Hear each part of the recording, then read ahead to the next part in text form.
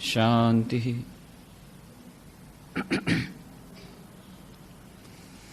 એકાગ્રતા અને ધ્યાન એ વિષય પર આપણે 61 ચર્ચાઓ કરી અને આપણે જોયું કે એકાગ્રતા અને ધ્યાન કેવી રીતે આપણા દૈનંદિન જીવનમાં તેમજ આધ્યાત્મિક જીવનમાં અત્યંત મહત્વપૂર્ણ છે. બંને વચ્ચેનો સંબંધ શું છે,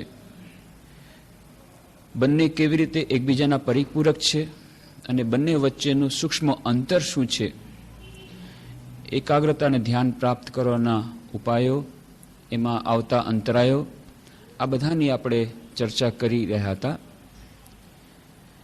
એકાગ્રતા અને ધ્યાન પ્રાપ્ત કરવાનો કોઈ જાદુઈ ઉપાય છે કે નહીં, આ પ્રશ્ન વારંવાર આપણા મનમાં આવે છે અને એનો જવાબ છે એકાગ્રતા અને ધ્યાન પ્રાપ્ત કરવા માટે 2 જાદુઈ શબ્દોને યાદ રાખી લેવાના.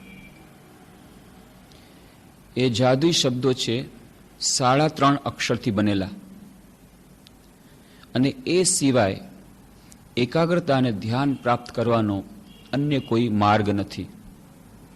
આ 3.5 અક્ષરવાળા જાદુના શબ્દો છે અભ્યાસ અને વૈરાગ્ય. આ 2 જ જાદુના શબ્દો દ્વારા જ એકાગ્રતા અને ધ્યાન પ્રાપ્ત કરી શકાય છે. અને એટલે જ અભ્યાસ અને વૈરાગ્ય કેવી રીતે એકબીજાના પરિપૂરક છે, આપણા જીવનમાં કેટલા મહત્વપૂર્ણ છે. કોઈ વિદ્યાર્થી જો એકાગ્રતા પ્રાપ્ત કરવા માગે એના માટે પણ આ અભ્યાસ અને વૈરાગ્ય કેવી રીતે મહત્વપૂર્ણ છે. એક આધ્યાત્મિક સાધક જો આ ધ્યાનમાં વધુ આગળ જવા માંડે અથવા જવાનો પ્રયત્ન કરે તો એના માટે પણ આ એકાગ્રતા અને ધ્યાનના અભ્યાસ માટે પણ દરેકે દરેક ક્ષેત્રમાં અભ્યાસ અને વૈરાગ્ય આ 2 જ ઉપાયો છે, હથિયારો છે, 2 જ માર્ગો છે. અભ્યાસનો અર્થ શું છે? અભ્યાસનો અર્થ છે વારંવાર એક જ વાતને દોહરાવવાનો પ્રયત્ન કરવાનો. મન, જે અભ્યાસનો અર્થ છે ધ્યાનના સંદર્ભમાં મન અનિશ્ચિત વસ્તુ ઉપર જાય છે ધ્યાન કરતી વખતે, એમાંથી પકડી લાવીને વારંવાર એને ઈચ્છિત વસ્તુ પર કેન્દ્રિત કરવું. સમસ્ત દૈનંદિન જીવનનું જે રૂટીન, જે એક આપણી દિનચર્યા છે, એ દિનચર્યા એક ઠીક ગોઠવીને વારંવાર અભ્યાસ કરવો. જે સમયે આપણે જે કાર્ય માટે ફાળવ્યો છે એ કાર્ય માટે ફાળવવાનો પ્રયત્ન કરવાનો. સાધનાના સંદર્ભમાં અભ્યાસનો અર્થ થાય છે કે ફક્ત સવાર સાંજ નહીં, નિયમિત રીતે ધ્યાન માટે બેસવું પડે, જે સમય ફાળવે છે તે રીતે, અને ત્યારે બેસીને જે અભ્યાસ સાધના કરવાના માટેનો અભ્યાસ કરવાનો એ કરવું પડે. મનમાંથી મન જ્યારે આડોવડું ભટકે છે એમાંથી લાવીને પાછું ઈચ્છિત વસ્તુમાં કેન્દ્રિત કરવું પડે. અને એટલું જ નહીં, નિયમિત રીતે દરરોજ સવાર સાંજ ઓછામાં ઓછું 2 વાર, ત્રિસંધ્યાની વાત છે પણ આજકાલ આધુનિક યુગમાં જો સંભવ ન હોય તો સવાર અને સાંજ આ બેસવું જ પડે. અને એટલું જ નહીં, સવાર અને સાંજ બેઠા એટલે બધું પતી ગયું એવું નથી. પછી આખો દિવસ મન જ્યાં જાય છે ત્યાં ભટકતું રહે તો પછી સવાર અને સાંજમાં બેસતી વખતે આપણે મનને કેન્દ્રિત પોતાના ઈચ્છિત વસ્તુમાં નહીં કરી શકીએ. Swami Vireshwaranandji Maharaj spiritual ideal for the present age બહુ સુંદર પુસ્તક છે.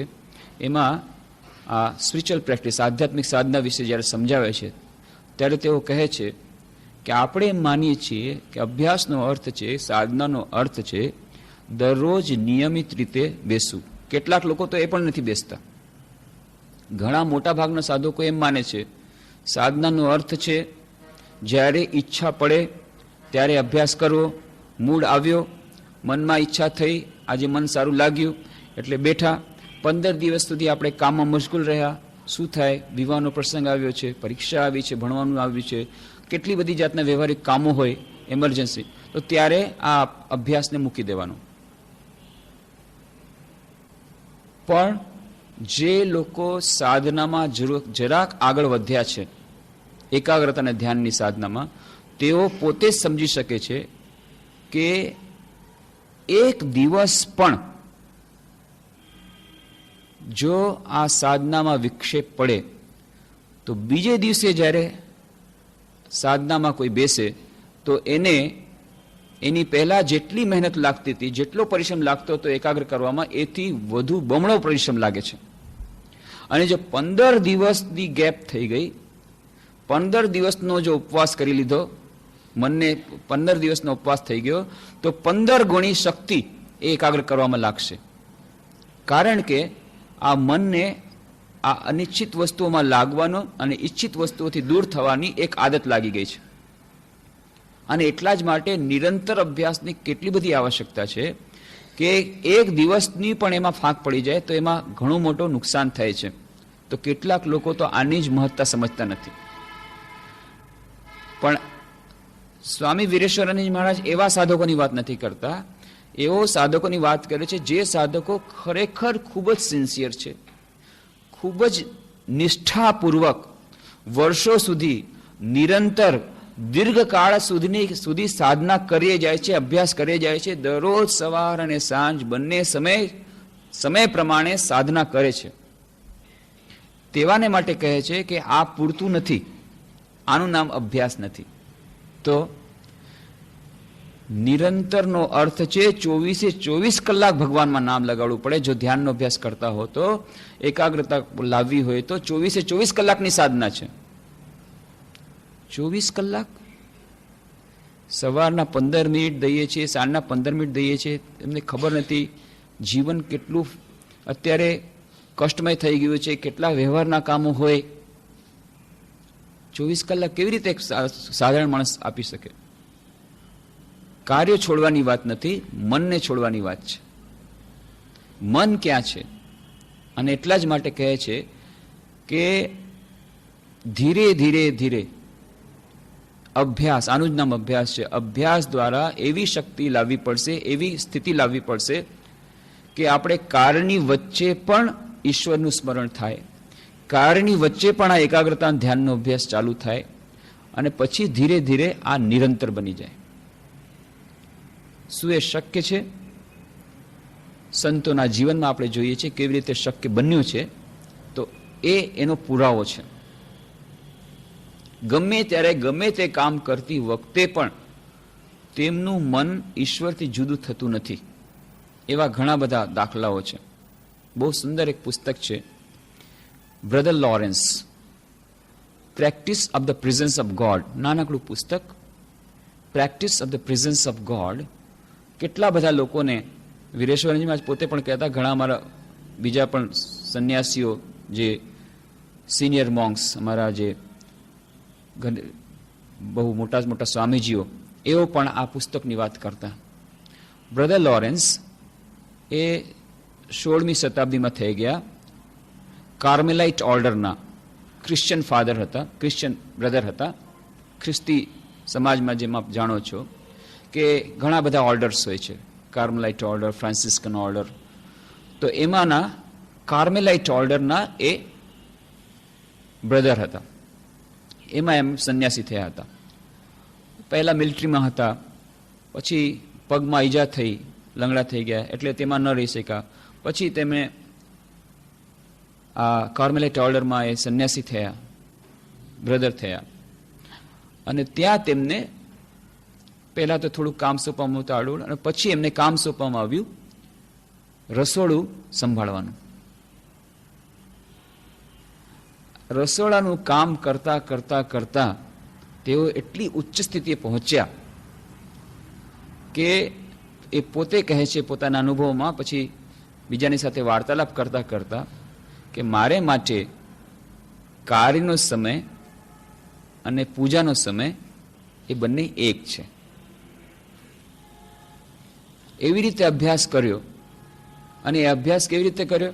બહુ જ સરળતાથી. એમણે કહ્યું કે મેં કોઈ શાસ્ત્રો નથી વાંચ્યા, કોઈ પુસ્તકો નથી વાંચ્યા. સૌથી પહેલાં મને ખબર પડી ગઈ કે ભાઈ આ જ્યારે મને ધ્યાન કરવાનું કહેવામાં આવતું ત્યારે મારું મન ચારે તરફ ભટકતું. ત્યાં માસ થાય. માસ એટલે કે પ્રાર્થના બધા મળીને સાથે કરે, સામૂહિક પ્રાર્થના. એમાં બાઇબલમાંથી પાઠ થાય, બીજા બધા પ્રસંગો કહે. તો ત્યારે કહેવામાં આવે રિફ્લેક્શન કરો, હવે તમે ધ્યાન કરો ક્રાઇસ્ટ ઉપર, વિભિન્ન બીજી જાતની વાતો પર. તો કે મારું મન ભટકતું હતું. એવી તો મારા મનની સ્થિતિ હતી. અને એટલે જ મને લાગ્યું કે મારા દ્વારા તો આ થઈ શકશે નહીં. એટલા માટે જેટલા પ્રકારના ઉપાયો શાસ્ત્રોમાં કહ્યા છે, એમના ક્રિશ્ચિયન બુક્સમાં કહ્યા છે, બાઇબલમાં કહ્યા છે, બીજા ઘણા બધા સંતોના કેટલા બધા જાતના પુસ્તકો છે, કે આ બધા પુસ્તકો વાંચીને બધાનું જે હું થોડું થોડું સાંભળતો હતો એમ મને એમ લાગતું ગયું કે આ મારા માટે નથી, બહુ કઠિન લાગે છે. તો એમણે પોતે પોતાનો સરળ માર્ગ કહ્યો કે ભાઈ ચાલો, મારાથી આ બધું તો થશે નહીં, ધ્યાન થતું નથી, તો શું કરું? તો એમણે સરળતાથી ભગવાને પ્રાર્થના શરૂ કરી, ભગવાન મને આમાં કાંઈ સમજ નથી આવતું. હું એટલું જાણું છું કે હું તમને પ્રેમ કરું છું અને તમે મારી સાથે 24 કલાક રહો, બસ હું એટલું જ ચાહું છું. મને આ બધામાં કંઈ ગતાગમ નથી પડતી. અને આ જે ઔપચારિક રીતે બધું નામ લેવું પડે, જપ કરવો પડે, એ નથી આવડતું. તો શું કરે? સવારથી સાંજ સુધી બસ પ્રાર્થના કરે છે. પ્રાર્થના, કેટલી બધી પ્રાર્થના એમને કેવી આવતા, તમે પ્રાર્થના કરો. પ્રાર્થના પણ એવી કેટલી બધી પ્રાર્થનામાં ફેલ, ધ્યાનમાં ફેલ, જપમાં ફેલ, પ્રાર્થનામાં ફેલ. પ્રાર્થના નથી થતી. એમાંય જોયું કે એટલી બધી મોટી એટલી લાંબી પ્રાર્થના, સમજાય નહીં, બોલાય નહીં, મન તોય ફરે છે. પછી એમણે બધું મૂકી દીધું અને પોતે પોતાની રીતે પ્રાર્થના શરૂ કરી. કેવી રીતે? કે જેમ આપણે પોતા વાતચીત કરીએ છીએ, કન્વર્સેશન, ભગવાન સાથે વાતચીત. ચાલો ભગવાન, આજે રસોઈમાં શું બનાવવાનું છે? અરે આજે તમારે આ લોકોને આમ કરવાનું છે. અચ્છા ઠીક છે ભગવાન, તું જોજે હું કેવી રીતે બનાવું છું, જો મારાથી કંઈ ભૂલ થાય તો કહી દેજે. ભગવાન હંમેશા સાથે રાખે છે. ભગવાન જો આમાં મીઠું આજે પડી ગયું તો કેમ મને બતાવ્યું? આજે જો મીઠું વધારે પડી ગયું, બધા મને કહેતા હતા આજે મીઠું વધારે પડી ગયું.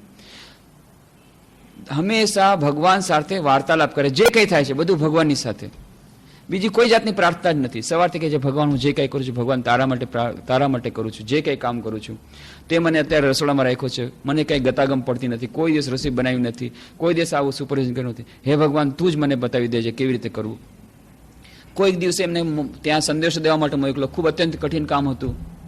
અરે ભગવાન આ શું પરીક્ષા કરે છે, મારાથી કોઈ દિવસ આવું કામ થાય, તું સહાય કરી શકીશ તો જ થશે. અને બરાબર એ કામ સફળ થઈ જતું. બધાને આશ્ચર્ય થતું કે આ અયોગ્ય વ્યક્તિ, આને કેવી રીતે આ બધું કામ થઈ જાય છે. અને ક્યારેક કોઈ ભૂલ થઈ જાય તરત જ ભગવાનની સાથે વાત કરે, જો ભગવાન મેં તો તને કીધું તું મારા ઉપર છોડીશ તો આમ જ થશે, આ તે મને મારી સાથે નહોતો એટલા માટે મારી સાથે આ ભૂલ થઈ ગઈ, તારે મારી સાથે રહેવાનું હંમેશા, આ તું નથી રહેતો ત્યારે તારે મારી ભૂલ થાય છે. મને તો ખબર જ હતી કે મારાથી ભૂલ થવાની જ છે, પણ તું કેમ સાથે ન રહે, તું હોત ન થાત. આવી રીતે વાર્તાલાપ ભગવાનની સાથે કરે, અત્યંત સરળતાપૂર્વક, સરળ હૃદયપૂર્વક.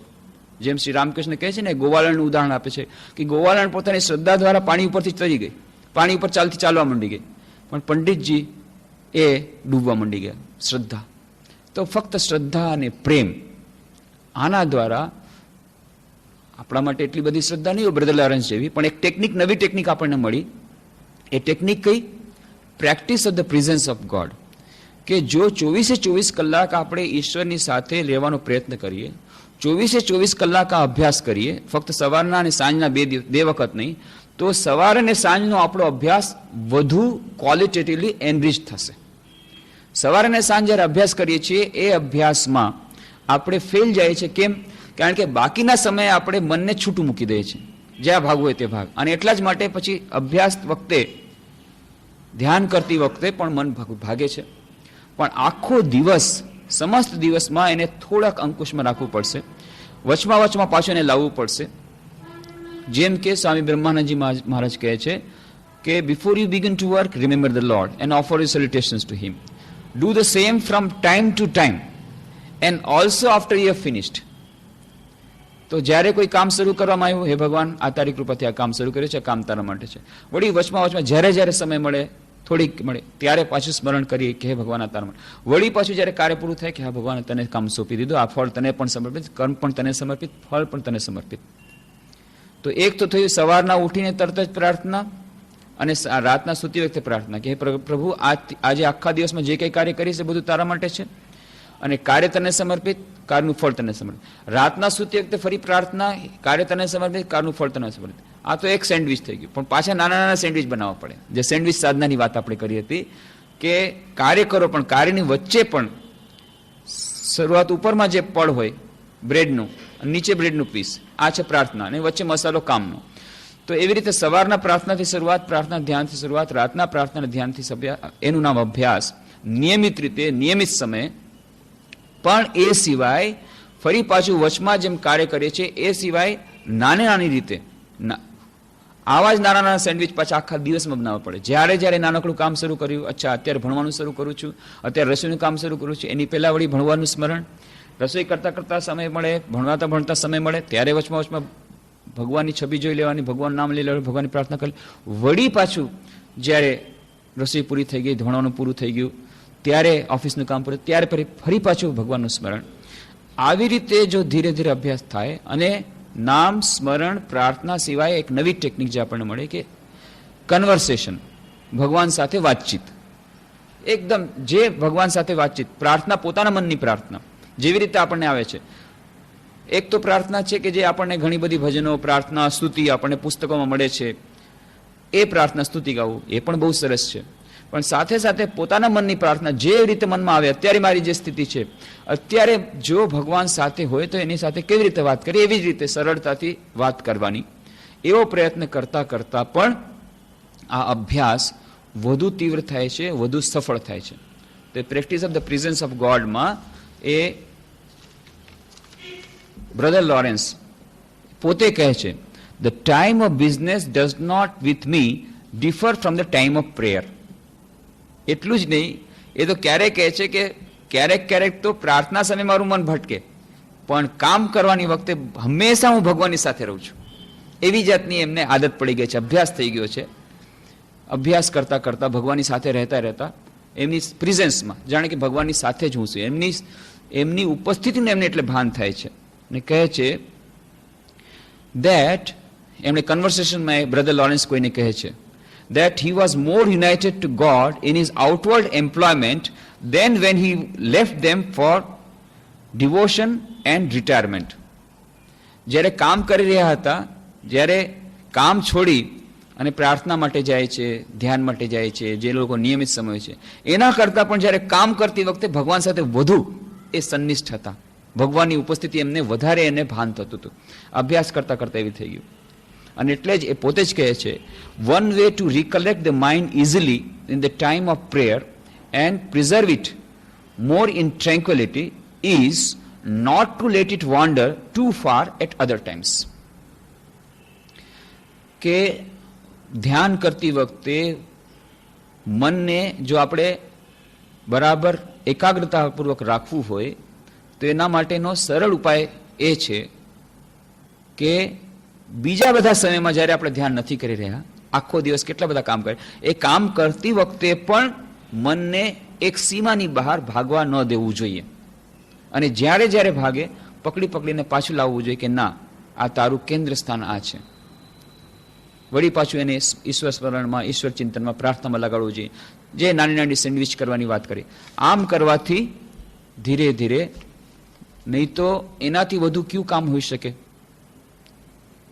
બ્રધર લોરેન્સ જેવા સંત બની શકે છે ફક્ત રસોડાનું કામ કર્યું હતું, બીજું કાંઈ નહીં. 40 વર્ષો સુધી એમણે રસોડાનું કામ કર્યું, રસોડાનું કામ સંભાળ્યું. અને રસોડાનું કામ કરતા કરતા કરતા એક અત્યંત સાધારણ, જેને ધ્યાનમાં મન ન લાગે, પ્રાર્થનામાં, બધામાં જે ફેલ, એવા એ મહાન સંત બની ગયા બ્રધર લોરેન્સ. એમણે જે પત્રો લખ્યા છે, પત્રો તમે વાંચો તો ખબર પડે કેટલી મહાન આધ્યાત્મિક વિભૂતિ હશે. કે પોતે લખે છે જ્યારે ખૂબ બીમાર પડી ગયા હતા, છેલ્લા વૃદ્ધ થઈ ગયા હતા, ખૂબ બીમારી હતી, લખે છે કે આને હું તો ભગવાનની મોટી દેન માનું છું. અને એ કહે છે કે ભગવાન આપણને આપણા આધ્યાત્મિક રોગને દૂર કરવા માટે ભૌતિક રોગો આપે છે એનો હું સાક્ષાત અનુભવ કરું છું. એટલો બધો ભૌતિક રોગ છે, એટલું બધું સફરિંગ છે, એટલું બધું દુઃખ છે, અને ત્યારે એ કહે છે આ ભૌતિક દુઃખ આપણને ભગવાન ખૂબ કૃપાપૂર્વક અત્યંત દયાળુ છે એટલા માટે આપી રહ્યા છે. ભગવાન જ્યારે ખૂબ દયાળુ બને, કૃપાળુ બને, ત્યારે ભૌતિક રોગો આપીને આપણા આધ્યાત્મિક રોગોને દૂર કરે છે. આ એની ટેકનિક છે. તો ભગવાનની કૃપા એમાં જુએ છે. દરેકે દરેક વાતમાં, દરેકે દરેક કામમાં 24 કલાક એમને આ ઈશ્વરનું સ્મરણ રહે છે.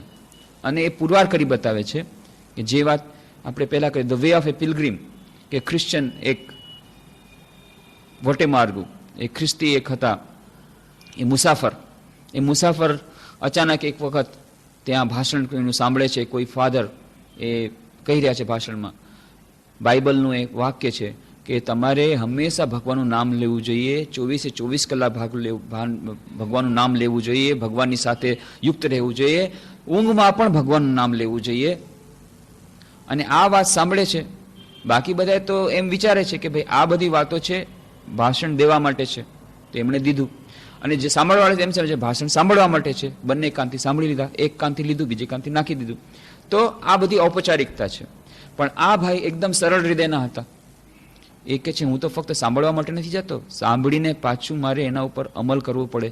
તો આ તો કેવી રીતે અમલ થાય? 24 કલાક ભગવાનનું નામ લેવાનું એ કેવી રીતે શક્ય બને? મારે જમવાનું છે, મારે સુવાનું છે, પાછું એમાં લખ્યું છે ઇવન ડ્યુરિંગ સ્લીપ. તો ઊંઘમાં કેવી રીતે વળી ભગવાનનું કોઈ નામ લઈ શકે? એમને સમજમાં નથી આવતું. એટલે કેટલા બધા પાદરીઓને પૂછે છે, કેટલા મોટા મોટા ફાધરની પાસે જાય છે, કેટલી મોટી મોનેસ્ટ્રીમાં જાય છે, કેટલાક આશ્રમોમાં જાય છે, ચર્ચીસમાં જાય છે, કોઈ એમને નિરાકરણ નથી આપી શકતું. ઘણી રીતે બધી જુદી રીતે સમજાવે છે, મોટા મોટા શબ્દો સમજાવે, મોટા મોટા વાક્યો સમજાવે, હજી બીજું એને વધારે કોમ્પ્લિકેટેડ કરી દે. એટલે કે આ તો વધારે સમજમાં બિલકુલ હજી બધું કઠિન થઈ ગયું સમજવાનું. પણ કોઈ એનો સંતોષજનક ઉત્તર નથી. છેવટે એક જગ્યાએ એક વૃદ્ધ સંન્યાસી, એક વૃદ્ધ ફાધર એમને આપે છે એક ફોર્મ્યુલા આપે છે કે જો આ કરવું હોય તો એનું એકમાત્ર ઉપાય છે અભ્યાસ. બસ આ 3.5 અક્ષરનું તો લઈ લે જાદુઈ. તો શું અભ્યાસ કરવો? કે આ અભ્યાસ કરતા કરતા કરતા ધીરે ધીરે ધીરે 24 કલાક તું ભગવાનનું નામ લઈ શકીશ, ભગવાન સાથે યુક્ત થઈ શકીશ, ઇવન ઊંઘમાં પણ લઈ શકીશ. કેવી રીતે કરવાનું? પછી એમને ફોર્મ્યુલા આપે છે O Lord Jesus Christ have mercy on me. આ ફોર્મ્યુલા આપી દીધો. O Lord Jesus have mercy on me. હે ઈસુ ખ્રિસ્ત મારા પર દયા કર. આ નાનકડો એ લોકોનો ફોર્મ્યુલા છે. ઈસ્ટર્ન ઓર્થોડોક્સ ચર્ચ એ લોકોનો આ પ્રકારનો ફોર્મ્યુલા છે. એ મંત્ર જેને કહી દો, આપણે જેને મંત્ર જપ કહીએ છીએ એને પ્રાર્થના કહે છે, ઇન્ટિરિયર પ્રેયર. એનું નામ એ લોકો આપ્યું ઇન્ટિરિયર પ્રેયર. આ ઇન્ટિરિયર પ્રેયર જેને કરવી હોય, આંતરિક પ્રાર્થના કરવી, એના માટે એ લોકો મંત્ર આપી દીધો O Lord Jesus have mercy on me. આ મંત્ર લઈને એણે કહ્યું કે આવી રીતે વારંવાર એનું મનનું ઉચ્ચારણ કરવાનું. કેવી રીતે કરવાનું?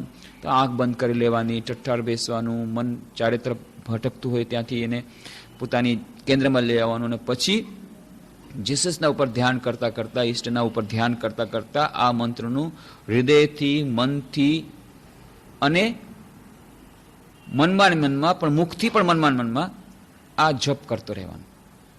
વારંવાર એને એ વાત બોલવાની. તો ધીરે ધીરે ધીરે કહેતો, પહેલાં તો કહેતું દિવસમાં 1000 વાર કર. એને એક જગ્યાએ આપી દીધું, ખેતરમાં એક નાનકડી ઝૂંપડી હતી ત્યાં રાખી દીધું. ઓછામાં ઓછું ખાવાનું આપ્યું અને કે તારે ખાવા પીવાની ચિંતા નથી, તું ત્યાં 15 દિવસ માટે રહે. 15 દિવસ સુધી ત્યાં રહ્યો અને દરરોજ કે 1000 કર. કે બહુ કઠિનાઈ થાય છે, થતું જ નથી, મનમાં આવતું જ નથી અને નથી મન લાગતું. કર 1000 માંડ કર્યા કે હવે 1000 થવા માંડી ગયા છે. પહેલાં તો 100 પણ નથી થતા, હવે 1000 વાર થઈ જાય છે આખા દિવસમાં. 2000 વાર કર, 2000 વાર શરૂ કર્યા, 5000 વાર કર, 5000 વાર શરૂ કર્યા, 10000 વાર કર. પછી કે જો ધીરે ધીરે હવે તું એક કામ કર, આ 10000 વાર કરે છે ને, હવે તો તને બરાબર ફાવી ગયું છે, તારા હૃદય અને મનની સાથે થઈ ગયું છે. હવે તારે એક કામ કરવાનું, દરેકે દરેક નિશ્વાસ સાથે જ્યારે શ્વાસ લે એ શ્વાસની સાથે એને મેળવી દે.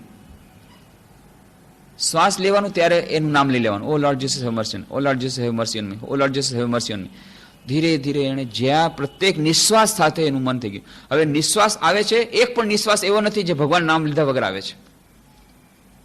એનો અભ્યાસ થઈ ગયો કે હવે એક કામ કર, તારા હૃદયના ધબકારા સાથે એને મેળવી દે. વિથ એવરી હાર્ટ બીટ હૃદયના ધબકારા, હૃદયના ધબકારા તો એક દિવસમાં કેટલા બધા 76,000 વાર એનું ભગવાનનું નામ લેવાઈ જાય છે આખા 24 કલાકમાં. અને ઊંઘમાં પણ હૃદયના ધબકારા લેવાય છે કે નહીં? લેવાય છે? હા, લેવાય છે. તો ઊંઘના હૃદયના ધબકારા સાથે જ્યારે તારું મન તારે આ જપ મળી ગયો છે, બસ તારા હૃદયના ધબકારા સાથે આ ચાલતું રહેશે, આ મશીન ભગવાનનું નામ ચાલતું રહેશે. અને પછી ધીરે ધીરે અને વાત સમજાય છે કે આ ભગવાનનું નામ 24 કલાક લેવાનું, ઊંઘમાં પણ લેવાનો અર્થ શું થાય છે? એનો અર્થ થાય છે પહેલા પોતાના પ્રત્યેક શ્વાસ નિશ્વાસ સાથે ભગવાન નામ લઈ લેવાનું, એને મેળવી દેવાનું, જપને મેળવી દેવાનું, આ મંત્રને મેળવી દેવાનું. તો શું થશે? શ્વાસ તો લેવો જ પડે છે. શ્વાસ જો ન લઈએ તો આપણે મરી જઈએ. તો શ્વાસની સાથે સાથે જો આ મન, આ જો મંત્રનો જપ થઈ જશે, એને આપણા હિન્દુ શાસ્ત્રોમાં અજપા જપ કહ્યો છે કે પ્રત્યેક શ્વાસ નિશ્વાસ સાથે આ મંત્ર આવી ગયો. શ્વાસ નિશ્વાસ ધીરે ધીરે અભ્યાસ કરતા કરતા એ પ્રત્યેક શ્વાસની સાથે મંત્ર આવે છે, એનો જપ થઈ જાય છે. અને પછી આગળ વધીને પ્રત્યેક હાર્ટબીટ સાથે, હૃદયના ધબકારા સાથે એ મળી ગયો. તો હૃદયના ધબકારા, એક હૃદયના ધબકારા સાથે એક બીજો હૃદયનો ધબકારો, બીજું, આમ કરતા કરતા દિવસમાં 24 કલાકમાં 76,000 હૃદયના ધબકારા. તો 76,000 વાર પોતાની મેળે જપ થઈ ગયા. આ બધું વાંચી આ the way of a pilgrim એ પુસ્તક બહુ સુંદર પુસ્તક છે, રશિયન ઓથર લખેલું છે ને અંગ્રેજીમાં એનું ટ્રાન્સલેશન થયું છે.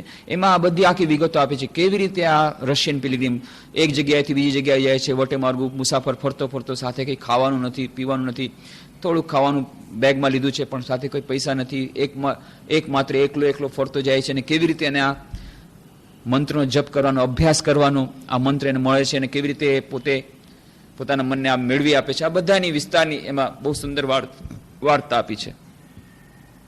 હવે એક ભાઈએ, એક બ્રહ્મચારીએ આ પુસ્તક વાંચ્યું, the way of a પિલગ્રીમ. The way of a પિલગ્રીમ વાંચતી વખતે વળી પાછું મા શારદા દેવીનું પુસ્તક વાંચ્યું અને એમાં લખ્યું હતું કે મા શારદા દેવી આટલું બધું કામ કરતા હતા, કેટલું બધું કામ કરતા હતા, ભક્તોને ખવડાવવાનું, ભક્તોને મંત્ર દીક્ષા આપવાની, આ ઇન્ટરનેશનલ આખું રામકૃષ્ણ મઠ મિશન જે આંતરરાષ્ટ્રીય સંસ્થા છે એનું સંચાલન કરવાનું, ઘરનું રસોઈ બનાવવાની, વાસિંદુ વાળવાનું, કેટલું, અને ઠાકોરજીની પૂજા કરવાની, આ બધા કામો કરવાના. અને તેમ છતાં તેઓ કહેતા કે હું 1 લાખથી વધુ જપ કરતી, લાખો જપ કરતી, 1 લાખ નહીં, લાખો જપ કરતી. એટલે રામકૃષ્ણ મઠ મિશનના 9મા અધ્યક્ષ હતા સ્વામી ગંભીરાનંદજી મહારાજ. એ ત્યારે રાંચીમાં રહેતા હતા.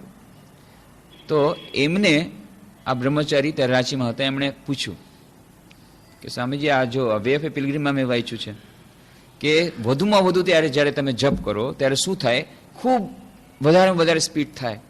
તો નિશ્વાસ સાથે, પ્રત્યેક નિશ્વાસ સાથે તમારો જપ થતો જાય. અને એનાથી પણ વધુ જો થાય તો પ્રત્યેક હાર્ટબીટ સાથે, પ્રત્યેક હૃદયના ધબકારા સાથે મંત્રોનો જપ પોતાની મેળે થાય, ઊંઘમાં પણ થાય.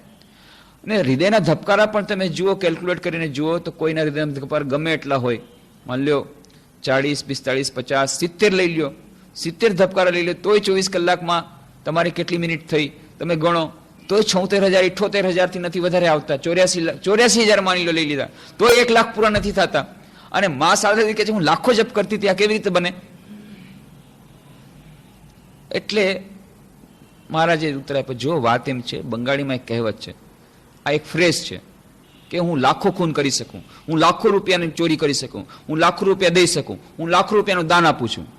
લાખો રૂપિયાનું દાન આપું છું એનો અર્થ નથી કે 50-60 લાખ રૂપિયા, લાખોનું દાન આપી છે એનો અર્થ છે કે હું 50,000, 25,000 આપે તો એમ જ કે હું લાખપતિ છું, લાખોનું દાન આપું છું. લાખો ખૂન કરી શકું એનો અર્થ નહીં લાખો ખૂન કરી શકે, એનો અર્થ અનેક સંખ્યામાં હું ખૂન કરી શકું છું. એવી રીતે હું લાખો જપ કરતી હતી એનો અર્થ છે હું ઘણા જપ કરતી હતી. આ એક ફ્રેઝ છે, તો એને એ અર્થમાં લેવાનું. તો આ તો સમજાઈ ગયું, બધું થઈ ગયું, બ્રહ્મચારી માં ચાલ્યા ગયા, મનમાં એને સંતોષ તો થયો નહીં, પતી ગયું.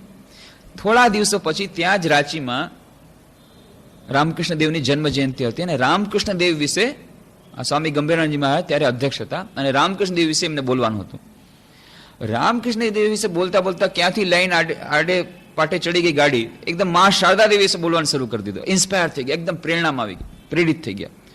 હતો વિષય રામકૃષ્ણ દેવ વિશે, કારણ કે રામકૃષ્ણ દેવ જન્મ જયંતિ મનાવી રહ્યા છે, પણ રામકૃષ્ણની વાતો કરતા કરતા મા શારદાદેવીની વાતો કરવા માંડી ગયા, અને ત્યાં શારદાદેવીની વાત કરતા કરતા તેમણે આ વાત કરી કે જો થોડા દિવસો પહેલા એક બ્રહ્મચારી મારા પાસે આવ્યા અને એમણે મને આ પ્રશ્ન પૂછ્યો, અને મેં એને આવી રીતે જવાબ આપ્યો કે ભાઈ એ તો વાત એમ છે, લાખો જપ કરતા હતા, એટલે શારદાદેવી એ અર્થમાં કીધું હશે કે હું ઘણા જપ કરતી હતી, પણ કે મને પછી સંતોષ નહોતો થયો. ગંભીરામાં પોતે કહે છે મને સંતોષ નહોતો થયો જવાબ આપવામાં, અને હું મનમાં વિચાર કરતો હતો આ પ્રશ્નનો ઉત્તર શું હોઈ શકે, અને કે થોડા દિવસો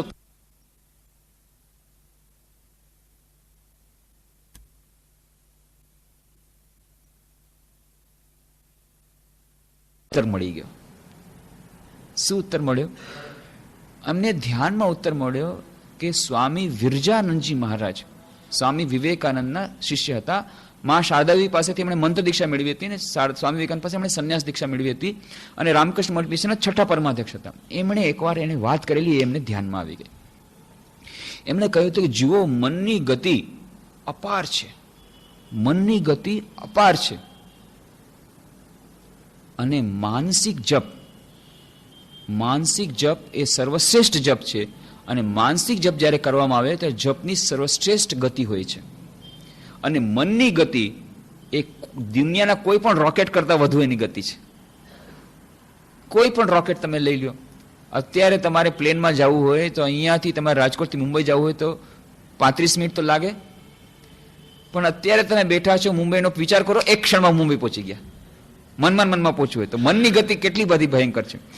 અહીંયાથી તમારે અમેરિકા પહોંચવું હોય તો એક ક્ષણ લાગે છે, અને સૂર્યલોક પહોંચવું હોય, શુક્રલોક પહોંચવું હોય, મંગળલોક પહોંચવું હોય, આ લોકોને 2.5 વર્ષ લાગે છે. કેટલા સરસ રોકેટ બનાવે છે. એરોપ્લેનમાં ભલે 35 મિનિટ લાગે એ લોકોને મુંબઈ માટે, પણ સૂર્યલોક માર્સમાં જવું હોય, મંગળલોકમાં જવું હોય તો 2.5 વર્ષ લાગે. કેટલા સ્પીડી રોકેટ છે. પણ આપણા મનમાં જરાક આપણે ધ્યાન કરીએ, માર્સમાં પહોંચી ગયા મંગળમાં એક ક્ષણમાં. તો મનની ગતિ એ અપાર છે, અને માનસિક જપ એ સર્વશ્રેષ્ઠ જપ છે. માનસિક જ્યારે જપ કરવામાં આવે ત્યારે એને ગતિનો કોઈ અવરોધ નથી.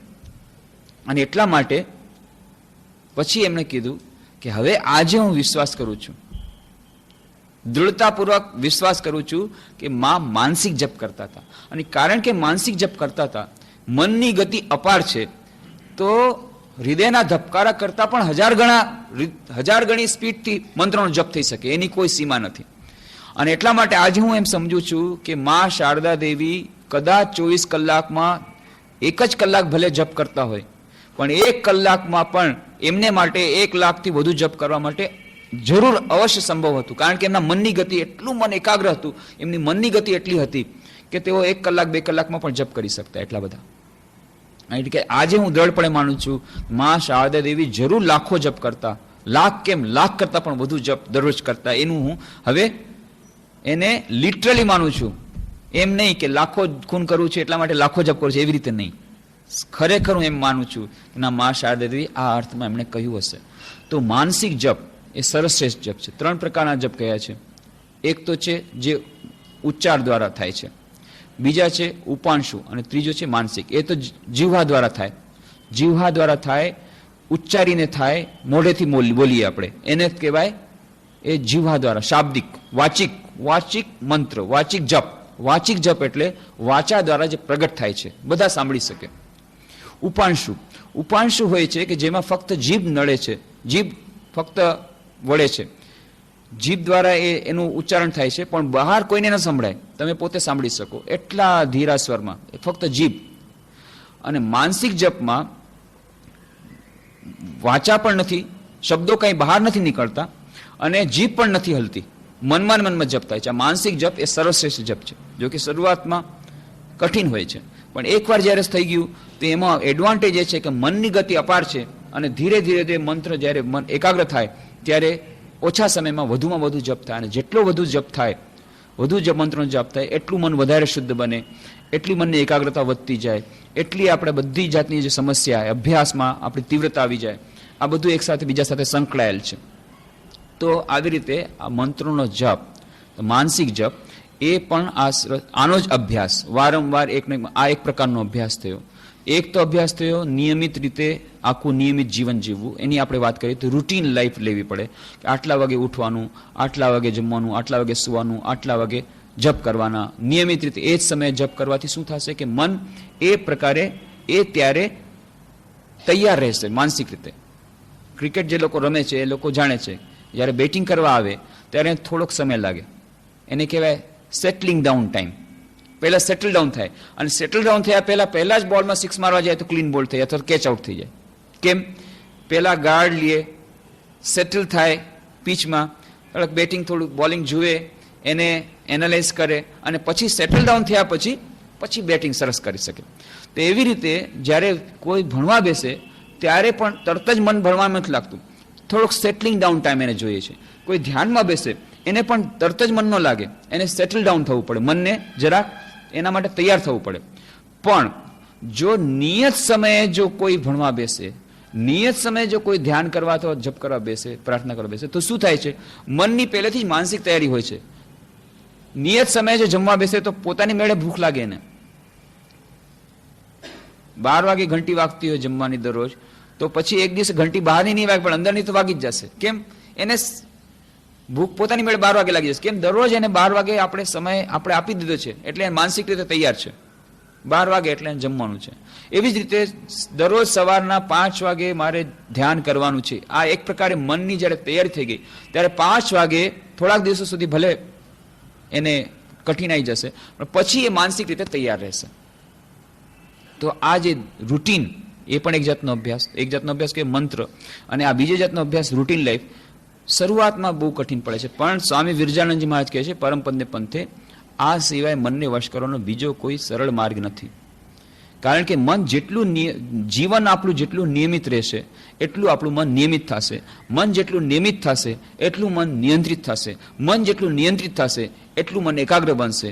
અને આ એકાગ્રતા ધ્યાનના અભ્યાસ માટે જ આપણે બધા પ્રયત્નો કરી રહ્યા છીએ. તો આપણને ગમે કે ન ગમે, પણ આપણને તો ગમતું નથી, એ રૂટીનમાં લેવું ગમતું નથી.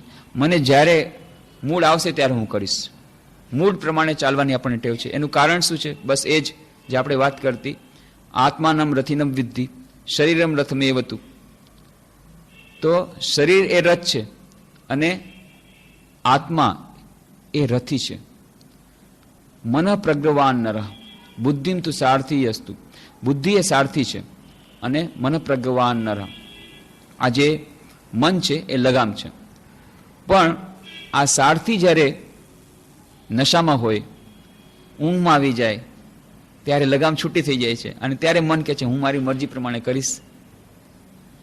જ્યારે આવું થાય ત્યારે અભ્યાસ કઠિન થઈ પડે, કારણ કે એને તો મૂડ પ્રમાણે કરવું છે કે ના, હું જ્યારે ઈચ્છા હશે ત્યારે ઉઠીશ, ઈચ્છા હશે ત્યારે સૂઈશ, ઈચ્છા હશે ત્યારે હું ભણીશ, ઈચ્છા હશે ત્યારે ધ્યાન કરીશ, મારી ઈચ્છા પ્રમાણે કરીશ. મન કહે છે, આ મનનો સ્વભાવ જ છે એવું કહેવાનું. અને કેટલીક વાર તો આ મન એટલું જોરાવાર હોય છે કે સારથીને પણ એ પોતાની સાથે ભેળવી લે છે. બુદ્ધિ પણ આપણી નષ્ટ થઈ જાય છે. આ સૌથી વધારે ડેન્જરસ સ્થિતિ. જ્યાં સુધી મન આપણું કાબુમાં નથી ત્યાં સુધી સારી વસ્તુ છે કે આપણે સારથી દ્વારા મનને કંટ્રોલ કરવાનું છે, લગામ ખેંચવાની છે. પણ સારથી જો એની સાથે ભળી જાય, ઘોડાઓની સાથે, ઘોડા કે છે હું બધું જ્યાં મારે જવું છે ત્યાં જ છૂટીશ, અને મન કે છે ઠીક છે ભાઈ હું તારી સાથે જાઉં, અને જો સારથી કે હા ચાલો હું સાથે જાઉં, તો મુશ્કેલ છે. તો પછી એક્સિડન્ટ અવશ્યંભાવી છે, આખો રથ ગયો કામથી. સૌથી વધુ ડેન્જરસ સ્થિતિ ત્યારે છે સારથી પણ જો એમ કહી દે, અને આ સૌથી વધારે ભયંકર સ્થિતિ છે. એટલે જ કહે છે ને કે જો કોઈ સૂતો હોય એને જગાડવો સરળ છે, પણ જો કોઈ સૂવાનો ઢોંગ કરતું હોય એને જગાડવું કઠિન છે. એ ઢોંગ જ કરે છે, તમે કેવી રીતે જગાડશો? એ કહે છે કે ના, મારે જે કંઈ જાણવાનું છે મેં જાણી લીધું છે. આવી બુદ્ધિ જ્યારે વક્ર બુદ્ધિ થઈ જાય, સારથી અવળો બેસી જાય, ના વિવેક બુદ્ધિ જ્યારે એટલી બધી એને ખતમ થઈ જાય, સારથી કે ના હું જે કહું છું બરાબર છે, અને પછી એટલું જ નહીં કે મારે જે કંઈ જાણવાનું થઈ ગયું છે, મારે હવે શીખવાનું કંઈ બાકી રહ્યું જ નથી, મારે બહાર શીખવાનું કંઈ બાકી નથી. રામકૃષ્ણ દેવ કહેતા હતા, જાવત બાચી તાવત શીખી, જ્યાં સુધી હું બચીશ ત્યાં સુધી હું શીખીશ. રામકૃષ્ણ પરમહંસ કહેતા હતા, પૂર્ણ બ્રહ્મજ્ઞાની, સર્વજ્ઞ જ્ઞાન થયું તેમ છતાં.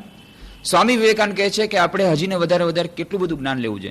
ન્યૂટન જેવા કહે છે જેમ જેમ મને જ્ઞાન મળતું જાય છે, હવે મને અત્યારે અંતિમ સ્થિતિમાં પહોંચી ત્યારે મને ખબર પડી, અરે હું કેટલો અજ્ઞાની હતો, મારા અજ્ઞાનનું જ્ઞાન હવે મને થતું જાય છે કે I was but a creature finding pebbles by the shores of ocean, કે મેં તો સમુદ્રની કિનારે નાનકડી છીપ એ વીણતો મારા નાનકડો હું એક જાનવર હતો, હજી તો કેટલું બધું મારે જાણવાનું. હવે આખો સમુદ્ર એવો ને એવો રહી ગયો, જ્ઞાનનો સમુદ્ર, અને હું તો આ બહારના છીપલા જ લેતો હતો.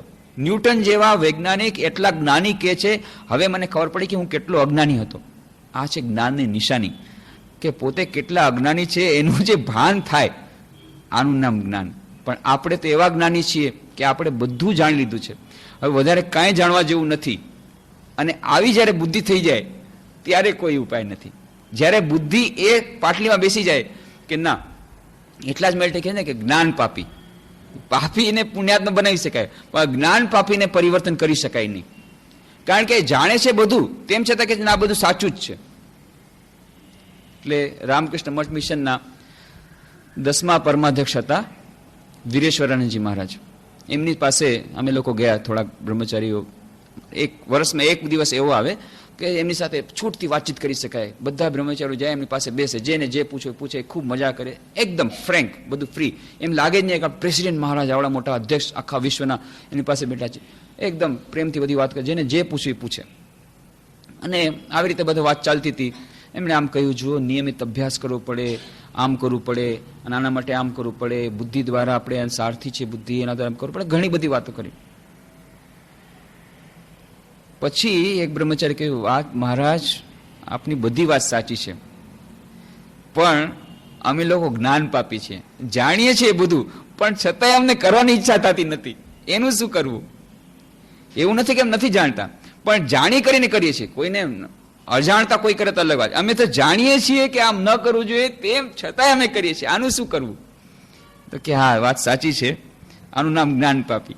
અને એણે બહુ સુંદર ઉદાહરણ આપ્યું કે જુઓ, ત્યાં કલકત્તામાં 2 સ્મશાન ઘાટ છે. મુખ્ય સ્મશાન ઘાટ 2 છે મોટા. એકને કેવડાતલા ઘાટ કહે છે, નીમતલા ઘાટ કહે છે. 2 સ્મશાન ઘાટ છે. તો એક દિવસે રાતના 5 દારૂડિયા એ સાથે મળ્યા અને દારૂ ખૂબ પીધો અને પછી ખૂબ મજા કરવા માંડી ગયા. પછી કે હાલો આપણે કંઈક રમત રમીએ. તો એક જણે કીધું, જો એક કામ કરો, હું મરી જાઉં છું, મરવાનો ઢોંગ કરું છું, અને તમે લોકો મને પકડીને સ્મશાનમાં લઈ જાઓ. કેવી રીતે રમત? બહુ સરસ રહેશે. એટલે આણે મરવાનો ઢોંગ કર્યો, અને આ લોકો ઠાઠડી લાવ્યા, એને બાંધો, ઠાઠડી બાંધીને રામ બોલો ભાઈ રામ કંદી ઉપાડી અને રાતના 12 વાગે નીકળ્યા. 4 દારૂડિયા, 5 દારૂડિયા. 5મો દારૂડિયો તો ઉપર સૂતો છે, 4 દારૂડિયા રામ બોલો ભાઈ રામ બોલતા બોલતા જાય છે. હવે બોલતા હવે એક ચોક ઉપર આવ્યા. ચોક પાસે આવ્યા, હવે દારૂના નશામાં છે, રાતના દેખાતું નથી. એટલે ઓલા 2 જણા ઉપાડીને આ તરફ લઈ જાય છે કે ના આ રસ્તે નહીં, એટલે આ રસ્તે. એ વારંવાર આમ કરે છે, ને ઓલા ઉપરવાળાની હાલત બહુ ખરાબ થાય છે. એટલે ઉપરવાળો પછી ચિલ્લાવીને કહ્યું, અરે ભાઈ, હું શું કરું? તમને લોકોને રસ્તો ખબર નથી, એટલા માટે તમે મને આમ હેરાન કરો છો, પણ મને તો રસ્તો ખબર છે.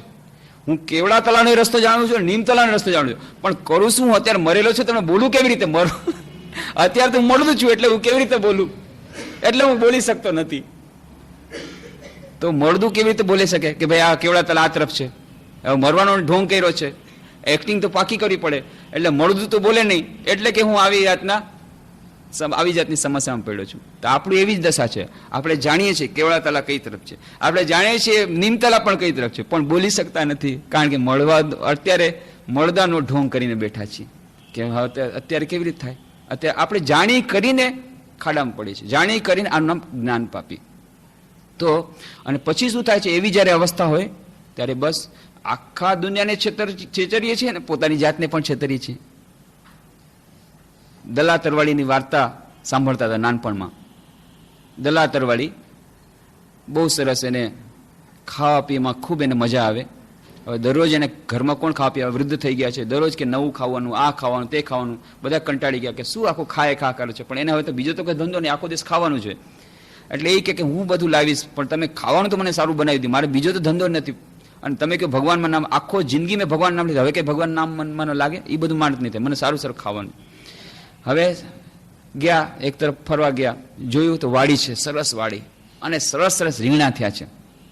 હવે એને થઈ ગયું કે આ રીંગણા કર્યા હોય તો કેવું સારું, પૈસા તો કોઈ આપતા નથી ઘરમાંથી, રીંગણા લઈ જવાના, પણ ચોરી તો કરાય નહીં. જો જ્ઞાની છે, આનું નામ જ્ઞાન પાપી. ચોરી કરાય નહીં, ચોરી કરવું પાપ છે, ના ના ચોરી હું નહીં કરું. તો શું કરવું? પણ રીંગણા તમારે જોઈએ છે. એટલે ચારે તરફ જોઈ લીધું, કોઈ જોતું નથી ને, કોઈ જોતું નથી. પછી થઈ કે હાલ રીંગણા લઈ લો. પણ બુદ્ધિ તો સતેજ છે, ના ચોરી ન કરાય, હું ચોરી કરવું પાપ છે. તો એણે શું કર્યું? એણે કીધું રીંગણા રે રીંગણા, કે વાડી રે વાડી. તો કે શું છે દલા તરવાડી? પોતે જ પોતે કીધું શું છે દલા તરવાડી? તો કે બે ચાર રીંગણા લઉં, લેને 10-12. પોતે જ પોતે કીધું લેને 10-12. એટલે કે ઠીક છે ભાઈ, 10-12 રીંગણા લેવાનું તું કે છે, હું લઈ લઉં છું. 10-12 રીંગણા લઈ લીધા. આવી રીતે રોજ આવે, વાડી રે વાડી, શું છે દલા તરવાડી, બે ચાર રીંગણા લઉં, લેને 10-12 રીંગણા લઈ લીધા. આવી રીતે મોજથી રીંગણા ખાય છે, બધું ચાલે છે. હવે વાડીનો રખેવાળ હતો, એને જોઈએ આ ભાઈ રીંગણા દરરોજ જાય છે, શું છે? એકવાર ચોરી છુપીથી બધું જોયું. ઓ દલા તરવાડી આવ્યા છે, આવીને પૂછે છે કે ચોરી નથી કરવી ને? ચોરી નથી કરવી. તો શું કરવાનું? પૂછીને લેવાનું, પૂછીને લેવાનું. વાડી રે વાડી, તો કે શું છે દલા તરવાડી, બે ચાર રીંગણા લઉં, લેને 10-12. જ્યાં 10-12 રીંગણા લીધા, માંડર ભૂવો એનું નામ હતું, આવ્યો. હા સમજી ગયો, ચોરી કરે છે ને? ચોરી નથી કરું, પૂછીને લઉં છું. ઓ પૂછીને કરે છે, ઠીક છે, હું હવે પૂછીને જ કરીશ. એમ કરીને બાંધીને નાખ્યો કૂવામાં નાખી દોરડાથી લઈને ખૂબ ડૂબકા ખવડાવે છે. કે કુવા રે કુવા, તો કે શું છે માંડર ભૂવા, બે ચાર ડૂબકા ખવડાવો. તો કે લેને ખવડાવો 10-12. 10-12 ડૂબકા ખવડાવ્યા. 10-12 ડૂબકા ખવડાવ્યા પછી એ દલા તરવાડી કહે છે ના હું સમજી ગયો, હવે હું આવી રીતે પોતાની જાતને અને બીજાને છેતરીશ નહીં, કે મને બહાર કાઢો. ત્યારે માંડર ભુવાએ મુક્તિ કરી. આપણી અત્યારે એવી સ્થિતિ છે, આપણે પોતે જે કંઈ આપણને જોતું હોય, ભાવતું હોય, એ આપણે પોતાની રીતે લઈ લે છે કે ના મારું આ પ્રમાણે છે. અને આપણે શાસ્ત્રોને પણ એવી રીતે મરોડી દઈએ, એનું ઇન્ટરપ્રિટેશન એવી રીતે કરી દઈએ, જે કાંઈ કહેવામાં આવ્યું એનું એમ કરી, ના એ ન થાય.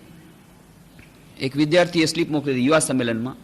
એ સ્લીપ તો પછી પ્રશ્નનો ઉત્તર દેવા નહીં શીખો, પણ આ સૂચવે છે કેવી રીતના આપણે બુદ્ધિ ચાલે છે. કે મેં એમ જોયું છે કે જ્યારે ભણવા મન એકાગ્ર થતું જ નથી, ભણવામાં એકાગ્ર થતું નથી, પણ જ્યારે મને ટેન્શન હોય છે ત્યારે મારું મન એકાગ્ર થઈ જાય છે. એ મેં જોયું છે. કારણ કે જ્યારે મને ખૂબ ચિંતા થઈ જાય, ના હવે ભણવાનું બાકી છે, આવું ટેન્શન થાય ત્યારે જ મારું મન એકાગ્ર થાય છે, એ મેં જોયું છે. અને ટેન્શન મને ક્યારે થાય? જ્યારે હું ખૂબ ટીવી જોઉં છું એના પછી મને ટેન્શન થાય છે. એટલે હું આવી રીતની રીતે અપનાવું છું. ખૂબ ટીવી જોઉં છું, પછી ટેન્શન થાય, પછી મન એકાગ્ર થાય, પછી ભણું છું. એમાં કંઈ ખોટું છે? આ છે એમનો પ્રશ્ન. હવે કેટલાક લોકો બિચારા એમ પ્રશ્ન પૂછે છે કે અમારું મન ટીવીમાં જાય છે અને મન ભણવામાં લાગતું નથી. આ લોકો સાધારણ લોકો છે. અને દલા તરવાડી વાળા કેવા હોય કે વક્ર બુદ્ધિ, કે બુદ્ધિ જેમની એવી રીતે થઈ ગઈ, મન સાથે ભળી ગઈ, તો એ કહે છે ના, એને એમ લાગે છે કે ના સાચું જ છે બધું, અને સામેવાળાને પણ છેતરવાનું કે ના મને તો ટીવીમાંથી ટેન્શન થશે, એના પછી એકાગ્રતા આવે છે, ટીવી જોવું મારા માટે બહુ સારું છે. એને કયો તમે, આવી બુદ્ધિ જેને હોય એને કયો કે ભાઈ આ નિયમિત રહેવું છે. નિયમિત કેટલાક લોકો છે કે નિયમિત નથી રહી શકતા, બિચારા ફ્રેન્કલી કહી દે કે નિયમિત તમે કીધું બહુ કઠિન પડે છે, કારણ કે મૂડ અમારો સાથ નથી આપતો. પણ કેટલાક જે જ્ઞાન પાપી હોય છે એ શું કહે છે? હા નિયમિત તમે કહો છો, એ નિયમિતથી નહીં થાય.